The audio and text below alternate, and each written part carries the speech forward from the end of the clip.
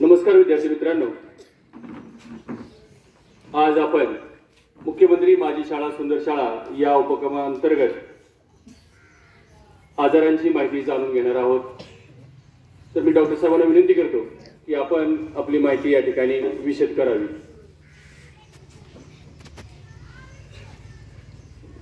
धन्यवाद सर।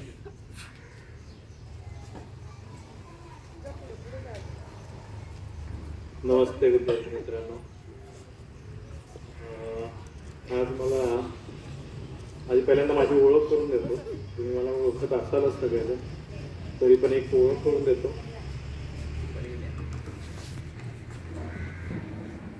माझं नाव डॉक्टर अमित दिलीप कंगटे, मी इथलाच आहे, गाडेगावचाच आहे आणि माझं शिक्षण BMS तिरदाळ मेडिकल कॉलेजला पूर्ण झालं आणि त्यानंतर मी गेले 17 वर्ष इथं पहिल्यांदा विठ्ठल क्लिनिक आणि नंतर आता वरद हॉस्पिटलच्या माध्यमातून आरोग्य सेवेचं काम करतो।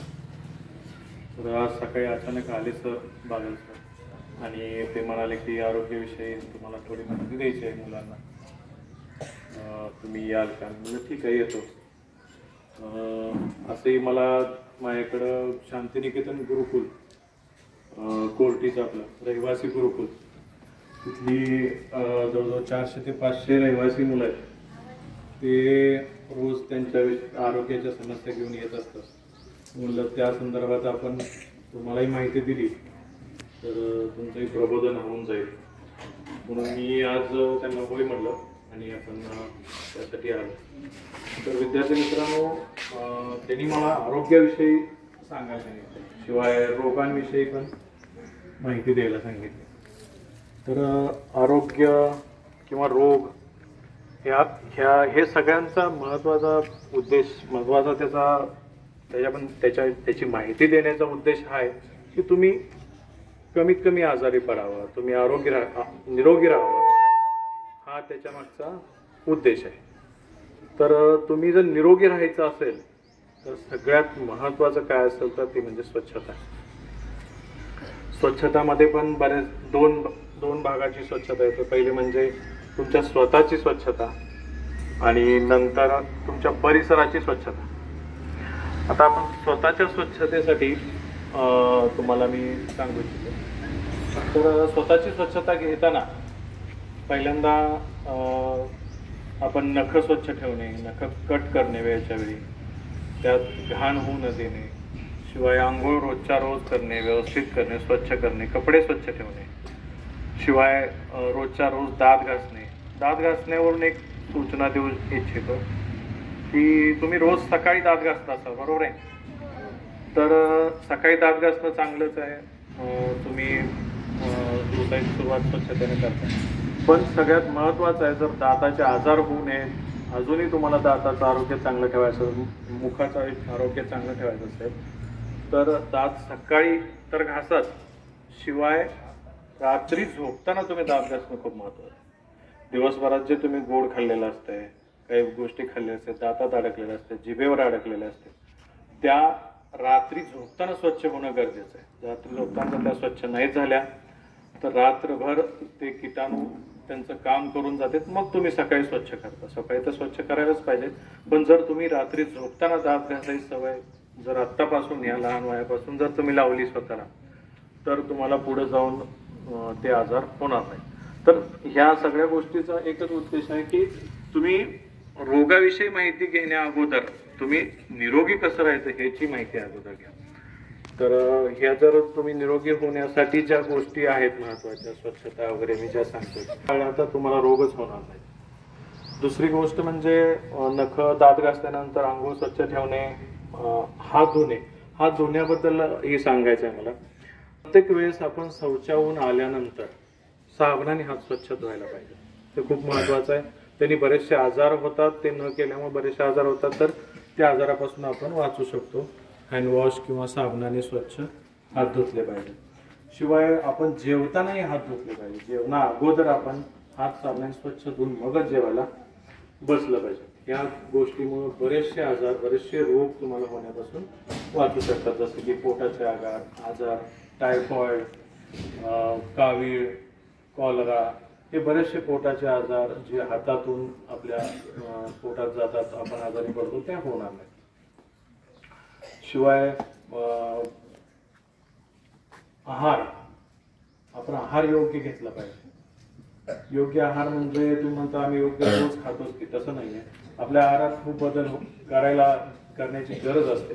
जसं की उन्हाळ्याला तर उन्हाळ्यात खाण्याचे थंड पदार्थ खावे, पालेभाज्या, हलकं अन्न घ्यावं. हिवाळ्याला तर उष्ण पदार्थ भरपूर खाणे, जड अन्न भरपूर खाणे, स्निग्ध पदार्थ भरपूर खाणे. शिवाय पावसाळा आला तर आंबवलेले पदार्थ न खाणे, हलकं अन्न घेणे, ह्या गोष्टी महत्त्वाच्या असतात. प्रत्येक आपला जो सीझन आहे, ऋतू चेंज झाला, ऋतू बदल झाला की आपल्या आहारात पण त्या ऋतूला पूरक असा आहार घेतला पाहिजे. तर आता आहाराविषयी प्रत्येक सीझनविषयी सांगायचं मी ओव्हरऑल सांगतो. तर मी आता बघतोय की अलीकडं लहान मुलांच्यात खाण्यापिण्यात खूप वाईट सवय आहे. पहिली वाईट सवय म्हणजे बिस्किट किंवा मैद्याचे पदार्थ, बिस्किट, पाव, ब्रेड, खारी, टोस्ट असं. तर हे जे मैद्याचे पदार्थ वगैरे आहेत हे लहानपणापासून इतक्या प्रमाणात किंवा रोज हे फार हानिकारक आहे. त्यात साखर भरपूर असते, मैदा भरपूर असतो, तो आपल्या शरीरासाठी चांगला नाही. त्यामुळे मैद्याचे पदार्थ शक्यतो टाळावेत. आठवड्यातून एखाद्या वेळेस खूप इच्छा झाली तरच खावे. रोज खाणं हे चांगलं नाही. रोज तुम्ही जर खात असाल बिस्किट, पाव, ब्रेड, चहा, तर हे तुम्ही ह्या गोष्टीमुळे तुम्ही पुढे आजारी पडणार हे नक्की. जर ह्या गोष्टी तुम्ही टाळल्या तर तुम्हाला कमीत कमी आजार होतील. शिवाय दुसरी एक महत्त्वाचं गोष्ट आढळून आली आमच्या रोजच्या प्रॅक्टिसमध्ये, आम्हाला जाणवते की लहान मुलं भाज्या खात नाहीत, भाज्या फळं जास्त खात नाहीत. तर भाज्या आपल्या आहारात खूप गरजेच्या आहेत. तुमच्या लहान वयात आता 4थी पर्यंतची मुलं आहेत तर यांना कमीत कमी एक बाउल म्हणजे एक वाटी भरून पूर्ण भाज्या रोज सकाळ संध्याकाळच्या जेवणात हवी असते आणि तेवढीच फळं हवी असते. त्याच्यापेक्षा जास्त मी हे प्रमाण कमीत कमी सांगतोय. तर तुम्ही तेवढं रोज 2 टाइम भाज्या खाता का हे बघा. रोज 2 टाइम जर जेवणात तुमच्या पालेभाज्या, फळं असतील तर तुम्ही आजारी पडणार नाही. तुमचं पोटाचं आरोग्य व्यवस्थित राहील, पचन व्यवस्थित राहिलं तर रक्त शुद्ध राहिलं, तुमची त्वचा, तुमचं मानसिक आरोग्य सगळं व्यवस्थित राहतं. त्यामुळं पालेभाज्या भरपूर खाणं, पाणी भरपूर घेणं, फळं भरपूर खाणं आणि मैदा किंवा हे बाहेरचे जे तळलेले पदार्थ आहेत, तळलेल्या पदार्थामध्ये तुम्हाला चिप्स जास्त आवडत असतील, कुरकुरे आवडत असतील, तर ह्या गोष्टी आठवड्यातून एखाद्या वेळेस खूप इच्छा झाली तर घेत जा. रोज ह्या गोष्टी खाण्यासारख्या नाही आहे. त्याने शरीराचे प्रॉब्लेम वाढतात. तुम्हाला ते खाताना लक्षात येत नाही रोज, पण नंतर जे तुम्ही आजारी पडता, तुमची रोगप्रतिकारशक्ती कमी होते, तुम्हाला बाकीचे आजार होतात, ते ह्या गोष्टीमुळे होते. तुमच्या खाण्यापिण्याच्या चुकीच्या सवयीमुळे हे आजार तुम्हाला होतात. शिवाय बाहेरचं तळलेलं अन्न, वडापाव वगैरे कधीतरी एखाद्या आठवड्यातून एखादं ठीक आहे, पण रोज खाणं, सारखं चिप्स प्रत्येक सुट्टीत, मधल्या सुट्टीत वगैरे ते तळलेल्या पापड्या किंवा चिप्स खाणं किंवा काय दुकानातील हे खाणं हे आरोग्यासाठी तुमच्या चांगलं आहे. शिवाय आहाराबरोबरच आता आरोग्य विभागानं चालू केलं जंत विनाशक मोहीम म्हणून.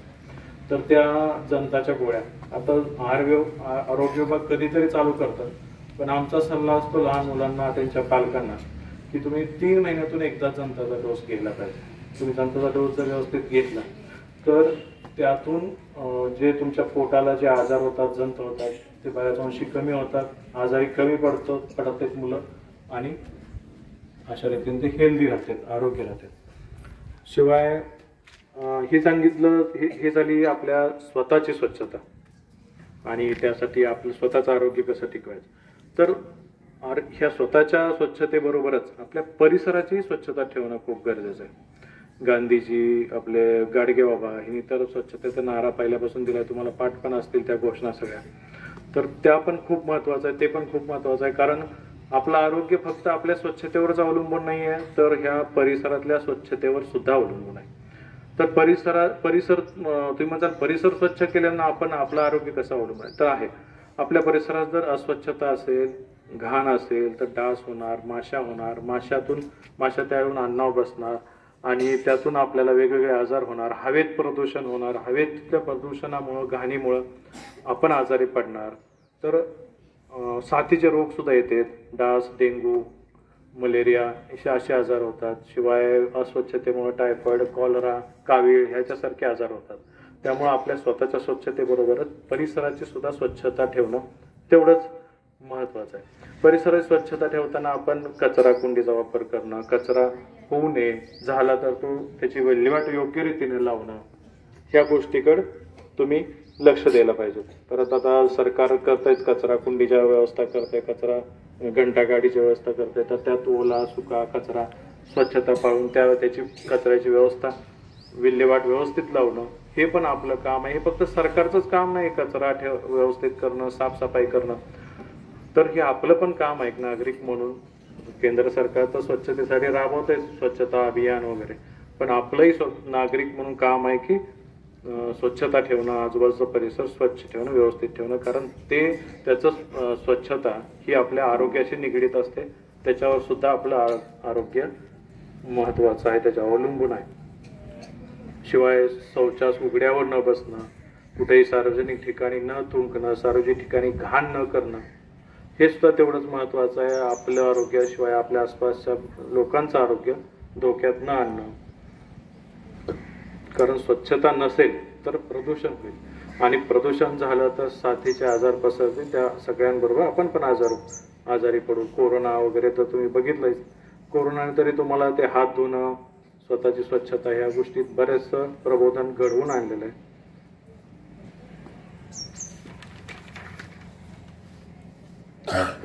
शुद्ध स्वरूप आणि निखळ आनंद जर तुम्हाला पाहिजे असेल, याची प्राप्ती करायची असेल किंवा जाणीव करून घ्यायची असेल, तर तुम्हाला शरीर, मन, घर आणि आपला परिसर या सर्व स्तरावर स्वच्छता ठेवणं गरजेचं आहे. सध्या तर तुम्हाला फक्त स्वच्छतेविषयी जास्त माहिती देणार आहे, कारण रोगाविषयी जास्त माहिती देऊन उपयोग नाही, कारण तुम्हाला बाकीच्या गोष्टी समजतील न समजतील.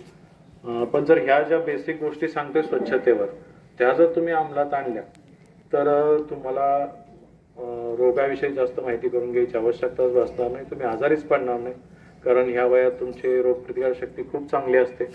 त्यामुळं जर तुम्ही ह्या स्वच्छतेवर मी सांगितलेल्या गोष्टीवर जर लक्ष दिलं तर तुम्ही आजारी पडण्याचं प्रमाणच फार अंशी कमी होऊन जाईल. दुसरी मुलंही माझ्याकडं येतात गुरुकुलची, त्यांचे दुसऱ्यांचे कल्पना असते की भूक लागत नाही, भूक त्यांना कमी लागते किंवा थोडं खाल्लं की हे होतं. काही जणांना चहा बिस्किटची सवय असते, ती सुटतच नाही. तर चहा बिस्किट हे सुद्धा एक व्यसनामध्येच येतंय. आता सध्या त्याचं व्यसनात रूपांतर झालेलं आहे. आणि चहा बिस्किट किंवा मैद्याचे पदार्थ, चहा हा लहान मुलांसाठी बनलेलाच नाही. पहिली गोष्ट, 10वी पर्यंत चहाची गरजच नसते. तुम्हाला चहामुळं उत्तेजना येते मेंदूला, त्या उत्तेजनाची आवश्यकताच नसते तुम्हाला. त्यामुळे तुम्ही शक्यतो 10वी पर्यंत चहा घेऊच नका. आम्ही पालकांना सांगतो की 10वी पर्यंत यांना चहा देऊच नका.